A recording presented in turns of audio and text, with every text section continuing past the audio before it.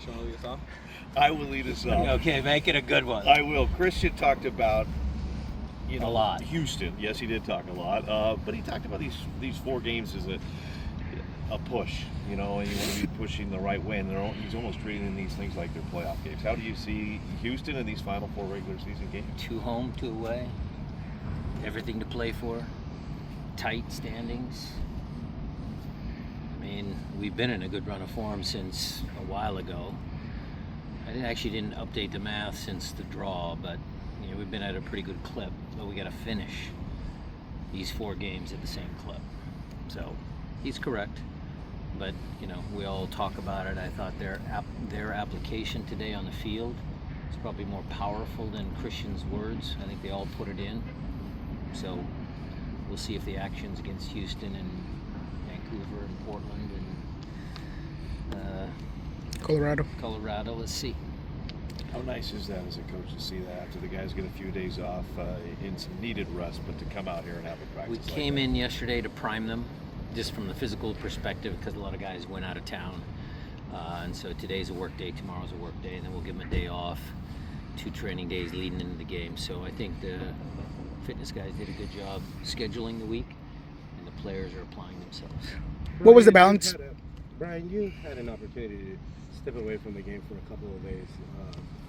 How important is it for your players as they prepare for that playoff push to be able to do that, but to be able to then come back and deliver on their promise to you of coming back and giving you a good work day?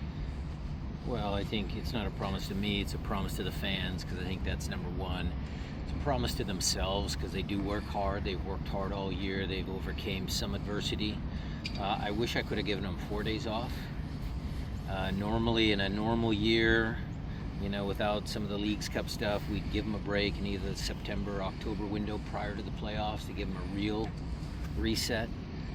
But, again, Jose, judging by today, they've started to, do their work. With that in mind, what's the balance of resetting, but also going over the tape of what happened in San Jose and getting the things that didn't happen right? We showed the tape individually in small groups, not as a group setting, because we were pushed past it, so it's more individual. What did you see out of it? Did you get to reflect on it? We've kind of talked about that game, the way it closed down. Away at 2-1. Couple of defensive errors, and couldn't find that third goal. When we look at Pedro de la Vega, it seems like there was a couple of times where he's rushing a mid-range shot where maybe he could have brought down the ball. It's the easiest thing to see. The kid did some good things. He did some good things, but my question was, how much do you do to make sure to talk to him so he understands that there's no pressure to just play his game? He was one of the guys that I talked to personally, so he's in a good spot. Houston, I know we talked Tough about team. 4 matches. Tell me about Houston. Tough team, good possession team. Might be missing one of their top players. Obviously, they were, in Austin and got a good road result prior to coming here. But everybody's got a tight schedule. Everybody's playing Saturday, Wednesday, Saturday, or some version of that. So, how do they work on this game, knowing they've got a couple home games? But, good team. I like Benny, one of the old school guys. Coco Carrasquilla is a guy that when Hector Herrera's not in there, he plays more next to Arthur. Does that change in any ways the way you prepare for a player like him? No. He's a tremendous player. You saw the bicycle kick goal and deflected off someone, but he's got that big-time game capability. So we'll be aware of him. Health-wise, we didn't see JP. Would you say mention Colorado? Maybe get him up to speed for Colorado, maybe.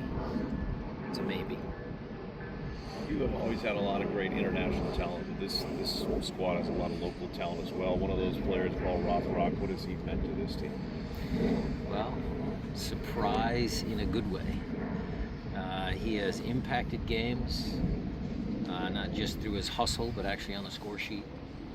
So it's a great story. I think the story of him and Jackson growing up together, same Capitol Hill team or whatever it was, it's a pretty good story. But he's helped us win games. what's been more surprising when it comes to Paul? Is it his ability to find spaces to score, or is it maybe that flair, that defiance when he's on one-on-one trying to beat out His players? ability to come from here to raise his performance to go to here. That's been the most. He does a lot of good things. He's a good soccer player, but does he have one exceptional trait? Maybe his work rate. Maybe that's his calling card. But he's also tactically smart. Has increased his dribbling. He's been good. Brian, 4 games left, and do you feel like you are contractually playing for your future here, or do you feel like you've done enough? You don't think about the contract I don't things, or that'll sort itself out. so you don't feel like you're playing out for anything other than just getting the guys where they need to go? I think our record at this club speaks for itself.